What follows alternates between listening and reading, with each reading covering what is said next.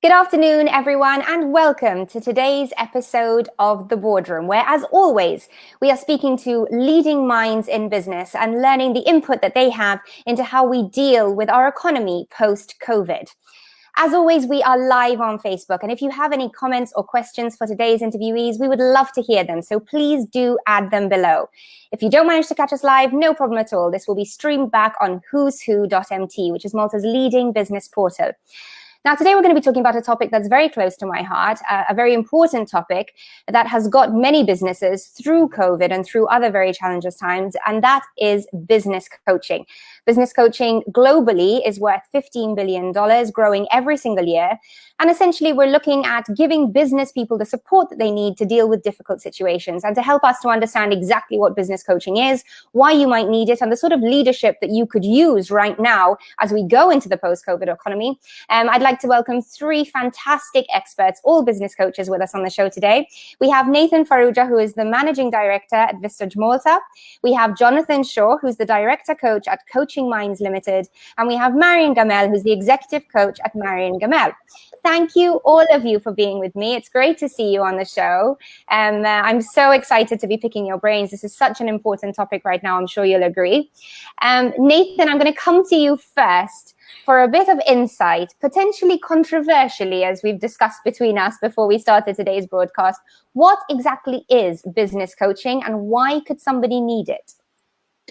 Well, I think the definition is very loose, and the way that it's evolving is faster than we can keep up. And I think, if you look at the Google definitions, it talks about conversations with business people and helping them see the wood for trees, helping them move their business forwards. So essentially, the role of business coaching is that. However, my experience having coached at a business level, you go deeper than that. So that there's more to it about the individual and how that individual shows up when it comes to leading their business and helping them perhaps as a sounding board to be able to muddle through sometimes. Absolutely. And Marion, I'll come to you just perhaps for a bit of insight. We know that companies that take a coaching approach tend to do twice as well as the ones that don't. Why do you think that is? I think it's predominantly because there's a new group of people arriving to the workplace, millennials or Gen Flux, as they're also known, and they react differently, they expect different things, and I think it's time to make a shift from the old way of leading, which was all about control, coerce, impose things, to a new way of leading, which is more about communicate, co-create, collaborate. So it's an adaptation phase, really. And I think that's why coaching is particularly helpful at the moment, to help leaders transition from one style to another so they keep adapting and being relevant to their new workforce. Fantastic. And John, you and I have spoken about the rise of business coaching. Why do you think that is? Why do you think there is currently such an interest in business coaching, perhaps even with companies that are maybe really small in size?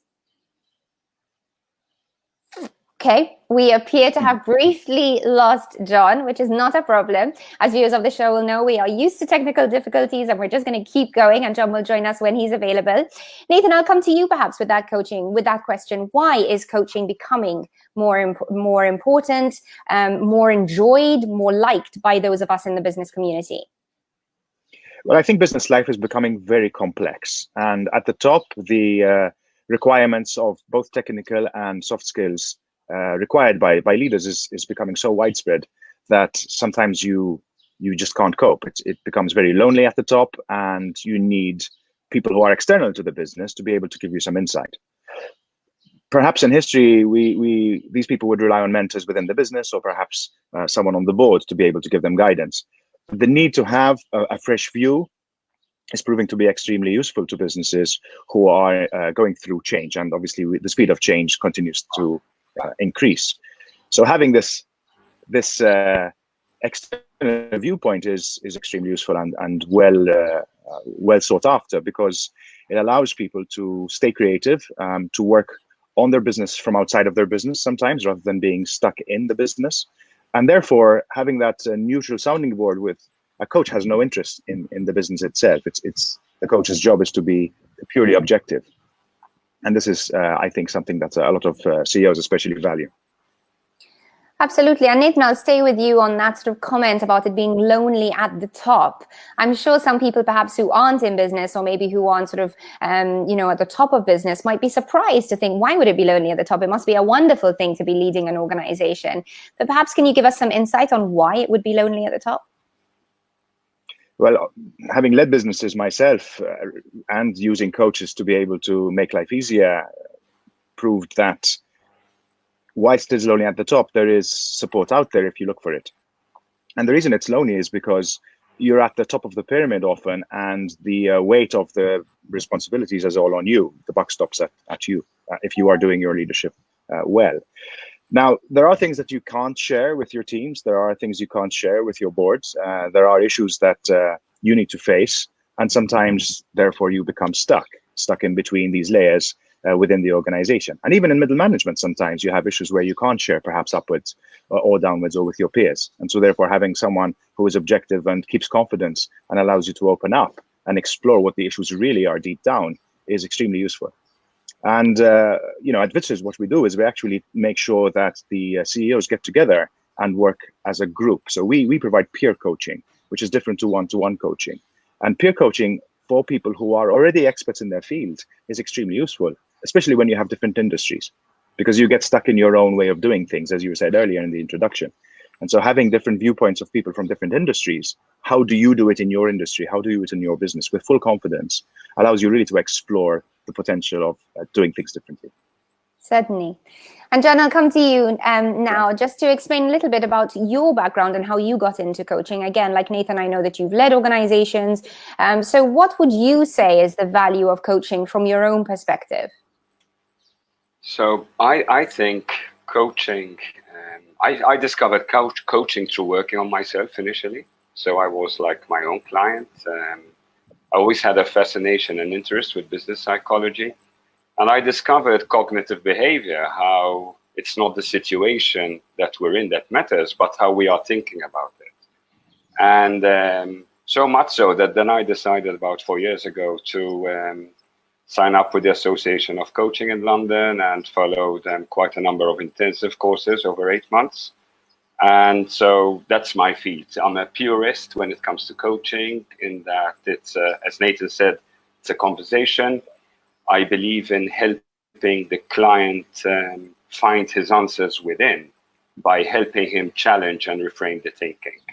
So the value is great. The value is we all have this voice in our head, and it can help us or it can set us back.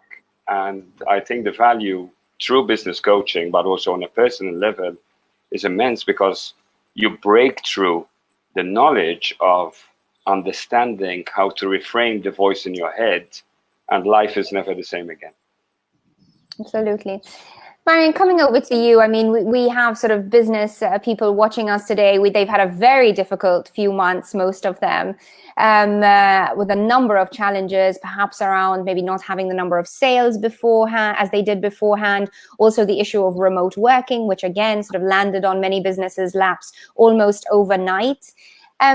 What did this highlight to you about business leaders and how adaptable they need to be in times of crisis? Well, I think that the whole COVID challenge has highlighted the need for agility, because there's a big difference between working with everyone around you in an office and working remotely from your kitchen table and having Zoom calls. And people had to do that overnight. So that sort of highlighted the need for agility, which appears at many levels in any organization that's becoming international, becoming more digital. There are a lot of big changes going on.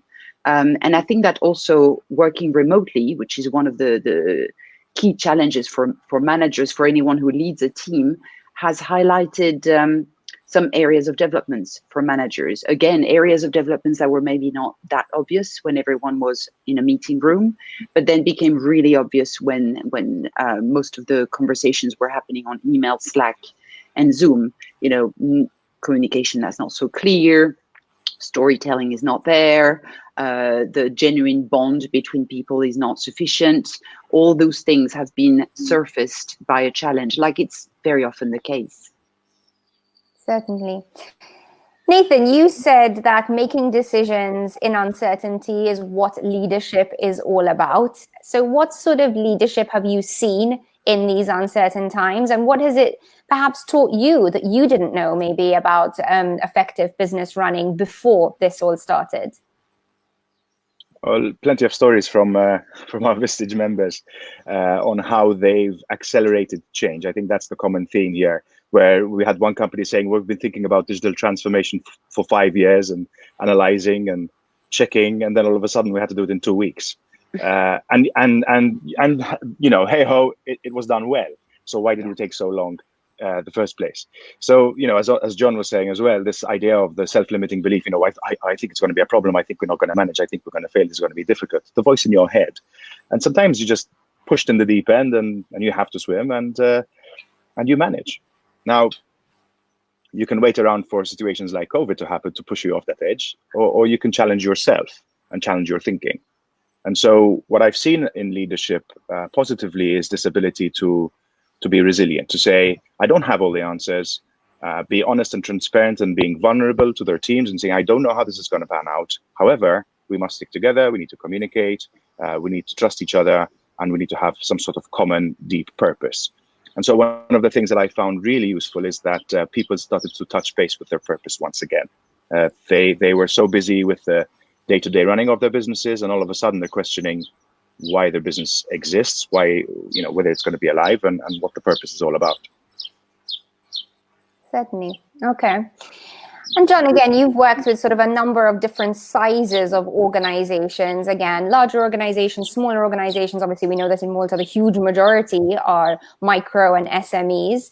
What do you think, how do you think that businesses have fared at different ends of that spectrum? Are there big differences in how small businesses versus large businesses would cope in times of crisis? I think there are differences, but the objective is the same, basically, because a big business is made up of smaller teams. It depends on the leadership style. I've seen big businesses cope better than smaller ones, and smaller ones struggle when they shouldn't, and it depends on the leadership style. One thing which is for certain is that supporting the employees, having this level of trust, I call it the concept of psychological safety, is important. And so it all depends not on the size of the company, but the style of the leader. And we've seen it all. So I don't think I can distinguish there. Yeah, and staying with you on that one, Joe, because that's so interesting, because sort of business leadership today is so different to business leadership perhaps in the 70s, 80s, even the 90s. What are the biggest changes that we've seen, and how can business coaching help to support that new style of leadership? Exactly. I think the expectations of the workforce are different. In the past, employees looked at work like, I have a job, whereas now the mentality is different. Leadership has to evolve.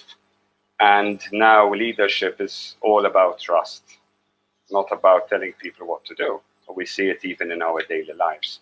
And where coaching comes in is that in the past, actually, if I can go back to history, companies used to have counseling rather than coaching. And counseling tackles with emotional distress. So counseling was not popular because employees used to see it as, I have a problem, I need counseling. Whereas now the shift from counseling to coaching in the corporate world has shifted the dimension, and the employees actually see it as a value. So the benefit of companies having coaching for their teams is employees see it like the company is investing in them to make them better. It helps the environment, helps them evolve, and it addresses performance. So it's a win-win. So the concept is different. This coaching is solution focused. It's present and future. We don't go in the past. And it's about performance and the way forward. So over the years, this has shifted. And as I said, it creates the concept of trust within teams, within leadership. And this is how we can achieve more together. Absolutely. And I'm hearing all of that and I'm agreeing with everything that you're saying.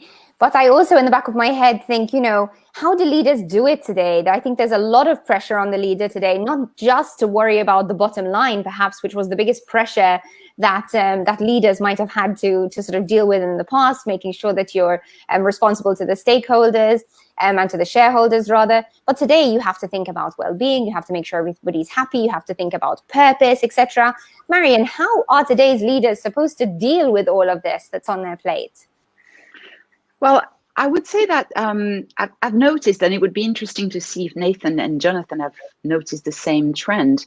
A lot of my executive clients ask me to help them to know how to coach their people in turn. So they want to be coached for all the benefits that come with being coached, but then they also ask me for tips on how they can coach their people.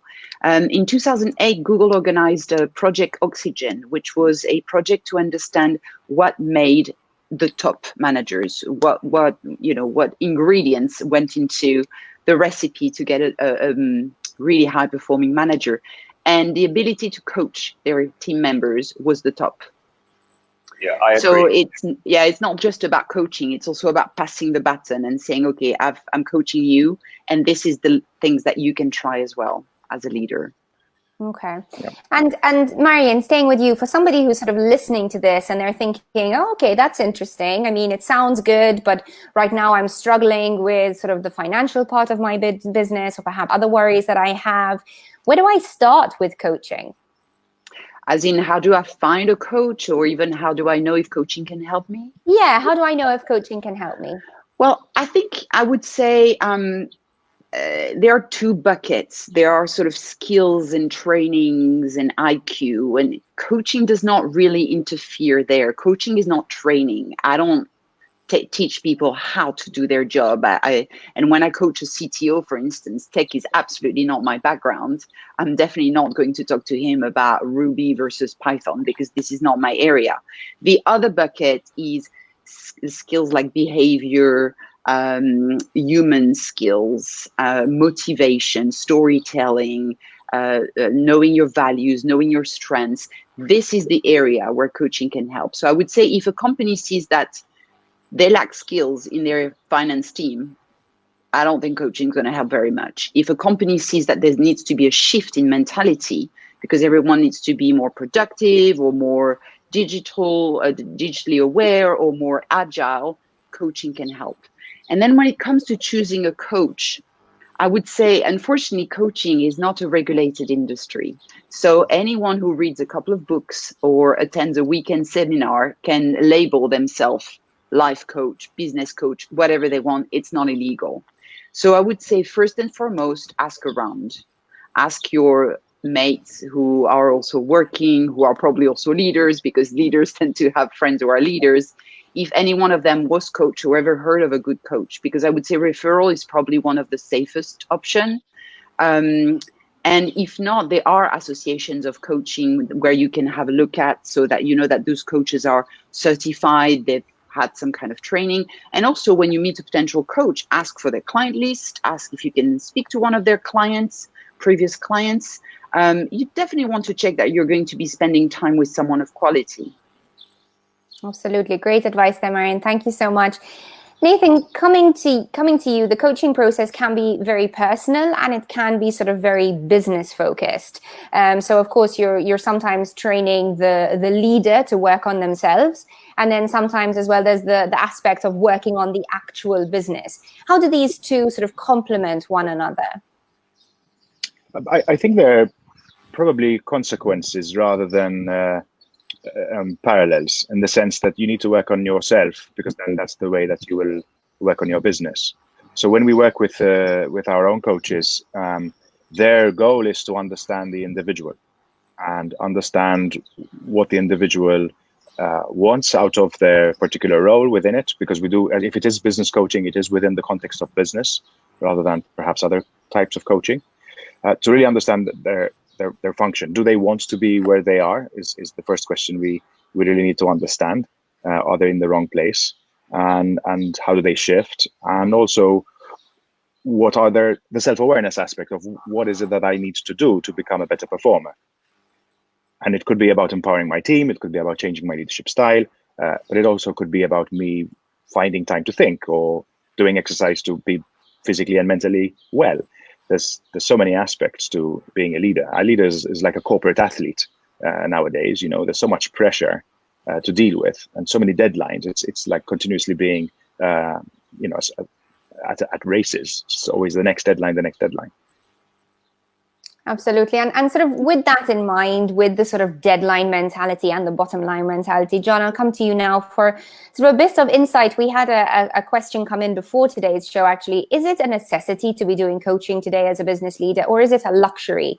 You know, when you look at business coaching, obviously it's not the cheapest process. There is an investment that has to be made, both from a time perspective and a financial perspective. But why would you say this is the time to do it? If you are in crisis, now's the time to take a step back and really make your investment in this process? I try to move away from words like must or should or you have to. It's creating demandingness. We use it in coaches as well. So I would rephrase it that it would be great to explore, because as you said, the return on investment is in coaching, since it's short, coaching is short term, specific, and very goal-oriented focused, okay? So that means that in our chemistry session, our first session as coaches, when we meet clients, companies, etc., we do a discovery or chemistry session where we understand what does the client want to achieve from the coaching process, okay? So once we understand that, and this is part as well, as Marion was saying, of finding the right coach for you. I might meet a prospective client who I know I'm not aligned to help him and vice versa. It has to work for both. And as a professional coach, you need to know when to walk away from a project which someone else might be better suited than you as well. So this discovery session is important to understand what you want to achieve. Then it's short term, it's an agile process, and it purely improves performance. So companies would be great to consider this, because I think it actually puts the attention and the money where it's needed, and the return is quick. So the same amount of money sometimes that people invest in throwing a party for their staff, or what I call maybe a very superficial team building exercise. In this case, coaching is going to the source to see what is blocking the team and individuals from taking the level higher. So definitely worth exploring and understanding more. I think companies don't understand what coaching is. I think they feel that sometimes bringing coaches, bringing someone to tell them what to do. And it's definitely not the case. We help people discover, because it's within them, what they should do to be effective in their way forward. Perfect. And Marion, sort of just coming over to you now, I mean, you have a really impressive sort of portfolio of clients, you know, people including Twitter and Renault. What would we not imagine about, without giving too much away, of course, what would we not imagine about the challenges that such established businesses have, and how perhaps you or coaching in general has been able to help them? I would say what's really interesting is that you find the same challenges, you find the same issues in any organization. Even I'm sure, in a much smaller organization, or I coach at startups as well, or even in incubators. So people who are just starting to have a baby of an idea for a startup. And I find the same things. It's about confidence. It's about building on your strengths instead of always focusing on your areas of development and sort of being a bit negative. It's about finding your voice, what you stand for, what you want, expressing your vision very clearly.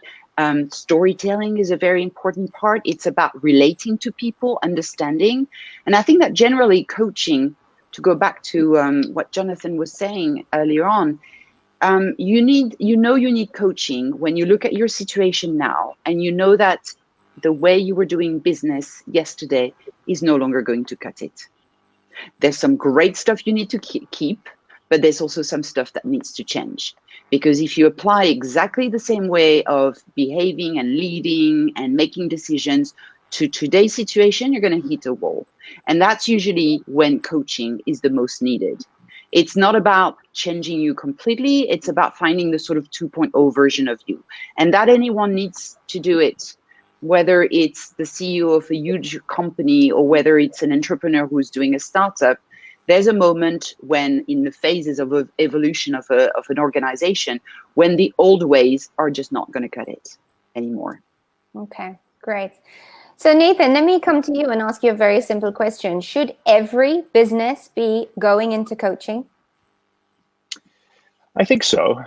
Again, a bit like John said, the should element is the raison d'etre is important. Why would a company use coaching? And if it's for the right reasons, then absolutely. I think what we probably as coaches experience a lot is that we get referrals for people who are wounded warriors. They have an issue, they have a problem. Please coach him so he can get better again. And this is a real pity, because we should be coaching for strengths. We should be coaching to be able to take people to the next level. And that's where the company accelerates. Yes, you need to help people who are struggling. Yes, you need to help people who perhaps can't keep up. But maybe it's just not their place. And that's something that is about self-awareness and self-discovery. But I think the potential that coaching has in business is to unlock the potential of those that are doing already well, and therefore are perceived perhaps to not need it. So it's a bit of a catch-22 sometimes. Okay. If I may add to that, I think that companies I see some very creative way to start weaving coaching into the way we do business. For instance, companies automatically offer coaching for senior people when they get a new position. So during the 6 months probation time, they want the probation period to be really successful. They'll get coaching during that time. Or when someone gets promoted internally and suddenly, on Friday you leave, you're a director, on Monday you're supposed to walk in, be a VP. That's very difficult. Coaching is more and more common in those times. And I think it's a great way to start using a tool. Coaching is a tool. And then to start saying, okay, but it could be used there as well and here as well.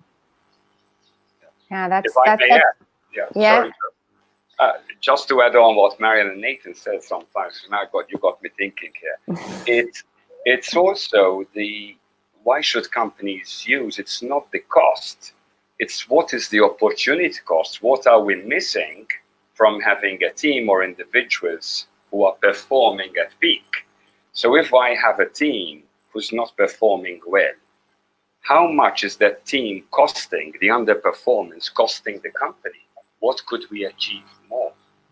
And in fact, sometimes companies, we have conversations with CEOs, and I would ask a CEO, if I fix your team and they perform, how much would it worth for you?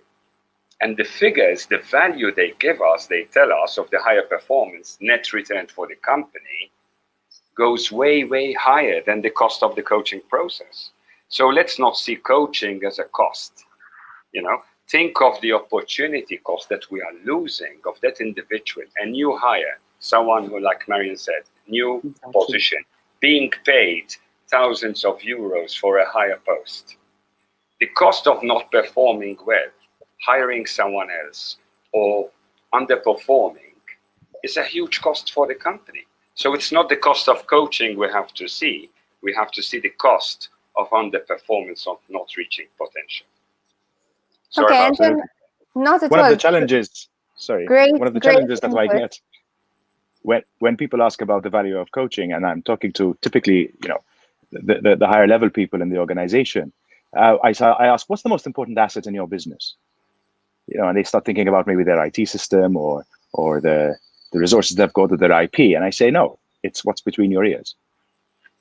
That's the most important asset in the business, your brain. And you need to invest in any asset, and you need to invest in that. And coaching is a great tool to be able to do that. Yeah. Certainly. And John, I just wanted to ask, the characteristics of a really good team, is that something we can talk about? Is that something we can qualify? What makes a great team?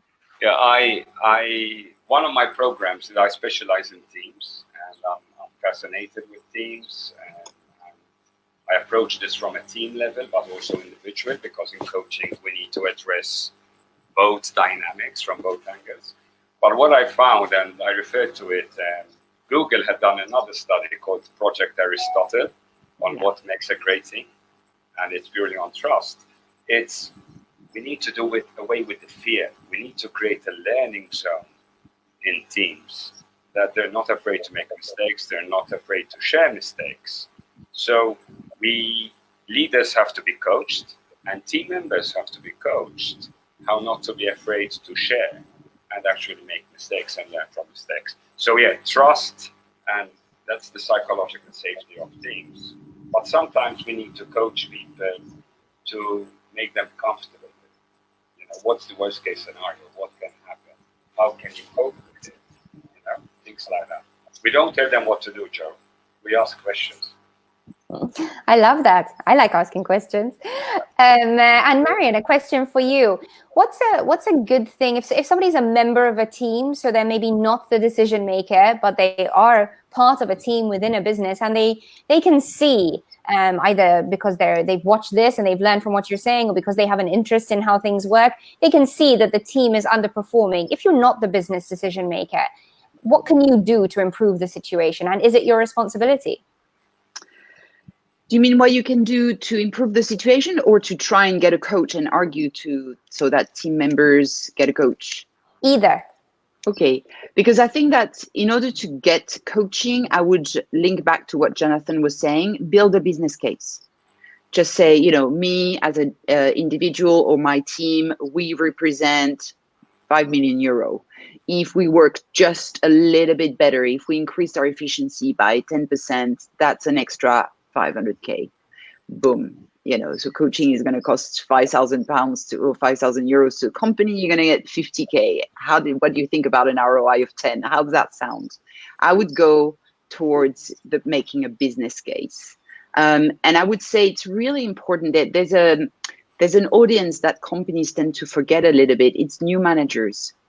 You can only be as good a manager as the good managers you've had in the past. Managing is a bit like parenting. If you've had really bad examples, it's very challenging to be a good manager. And we know that people leave managers. They don't leave companies, really. They leave their manager. So if there is a problem of retention, of attrition of talent, for instance, especially top talent, I would talk about that. Brilliant. And Nathan, I love the idea of what you do, bringing CEOs together and giving them a space to sort of share conversations, perhaps, to avoid this loneliness at the top issue.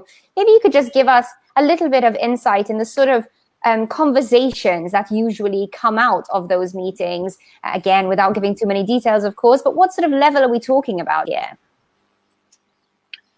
Well, our members are people that have a growth mindset. So they're there because they know that it's valuable to them. They're not there because someone made them come.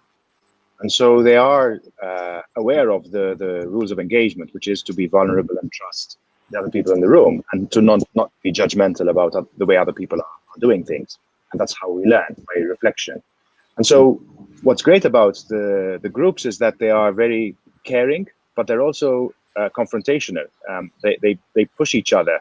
They challenge each other to say, is that the best idea you've got? Is that the best you can do? Can't you get out of your comfort zone a little bit more? And that accountability really, really helps, because it's often the only place that they have that full trust in complete non-disclosure to be able to test ideas that perhaps if they went to their board might be shot down straight away. And so it allows the members of the group to be able to explore issues that perhaps they would feel unsafe doing in another space. And this is really, really useful. The feedback we get from them is that if there is a problem that they want to bring to the table and share, they will bring it to a Vistage session, even if they have to wait a month, because of the strength of the group. And at the end of the day, you've got 12 top CEOs in a room. We used to have a moniker, the board you could never afford.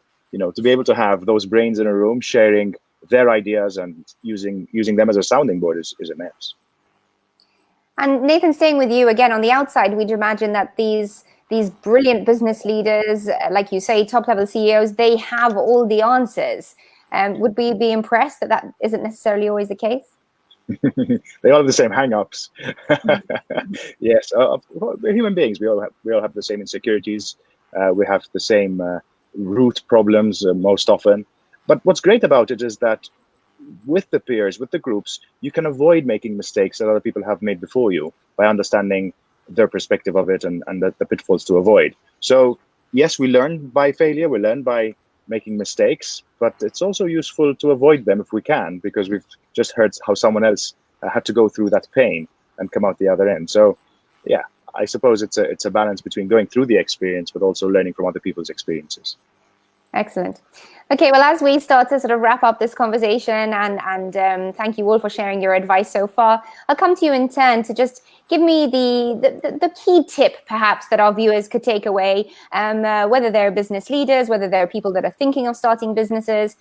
John, I'll come to you first for your key takeaway. I'd like to give a small exercise, if I may, rather than a takeaway. So followers, small tip. I call it my superpower question. Sometimes I meet clients and they're lost as to what to discuss initially. And I would ask, imagine I have special powers and I can sort out what needs to be sorted out. So you wake up in 3 months' time, what would change in your life, or what would change at work? What would be different? And the clients, so people can do this exercise, they list down what would change. And then I would ask you to, okay, come up with a list of options that you can do to start addressing this, tackle this situation, to make this happen. And it's a process. So coaching is a process. It's not a switch. It's not on and off. And like any other process, we need to have a plan. We need to have a goal.